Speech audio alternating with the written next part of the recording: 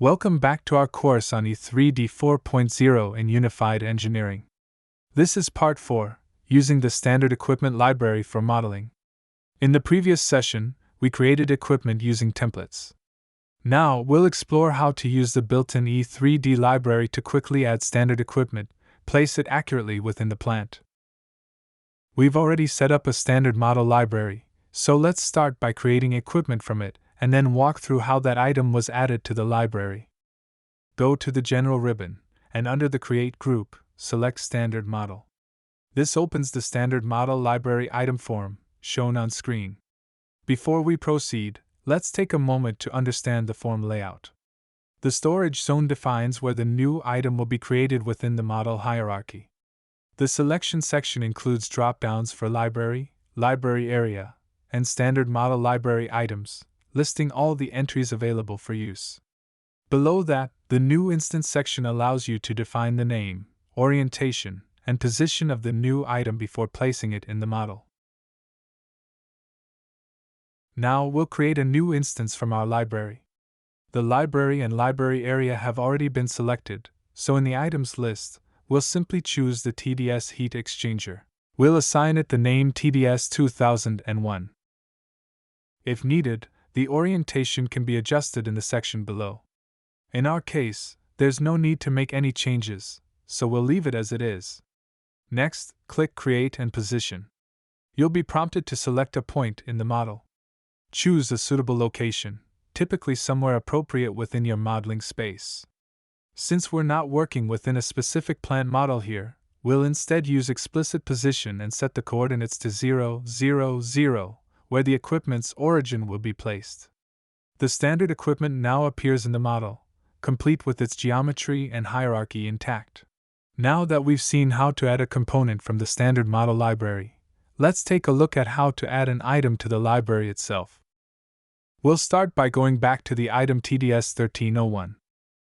Then, we'll go to the Manage ribbon. Under the Libraries group, select Standard Model.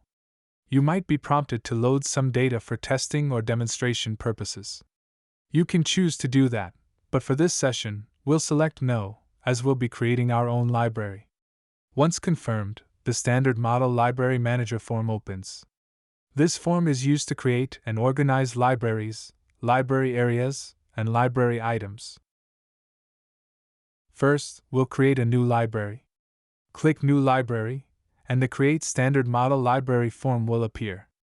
Here, we'll enter the name TDSSML and keep the purpose set to Standard Model Library. We'll also provide a short description which says TDS Components Library. Once done, click OK to create the library.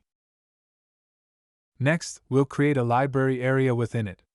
Click New Area, and the Create Standard Model Library Area form will open. We'll name this TDSSMLA and also give it a short description TDS Components Area. Then, we'll confirm by clicking OK. The area now appears under our selected library and will serve as a category for related components. Inside this area, we'll create a library item.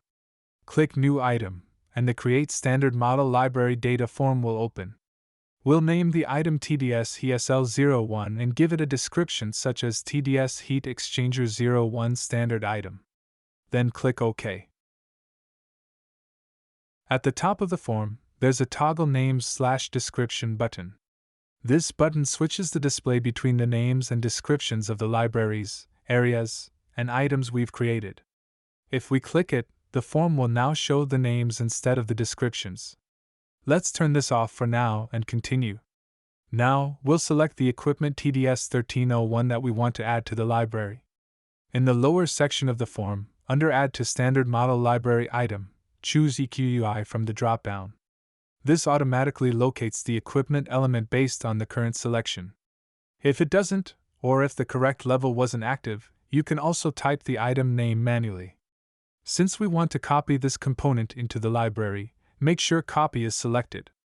Once ready, click Apply. The selected equipment is now added to the library as a reusable standard model item.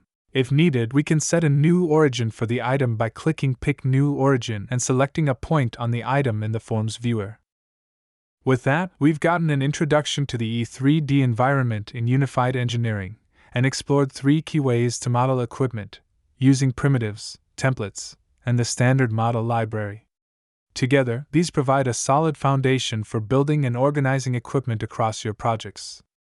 In the upcoming sessions, we'll move beyond equipment modeling and look at other disciplines within E3D. Thank you for spending your time with us. We hope this session helped you understand how to use the standard equipment library in E3D 4.0. If you found this useful, please give us a like and subscribe to our channel. It really helps us create more lessons like this. See you in the next video.